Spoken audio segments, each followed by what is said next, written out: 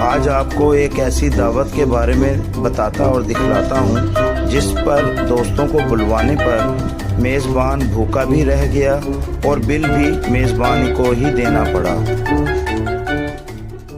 मैं यहाँ पे अपने दोस्तों को साथ लेकर आया हूँ। आज दोस्तों को दावत दी है कि ये मेरे साथ मछली की दावत करें और मैं आज इनके साथ दावत खाऊंगा। अभी मजा आएगा ना भिड़ो। मुझे नहीं मालूम था कि मेरे तमाम दोस्त बिल्कुल तैयार बैठे हैं खाने के लिए। जैसे ही मैंने बिस्मिल्लाह कहा वैसे ही मेरे दोस्त शुरू हो गए।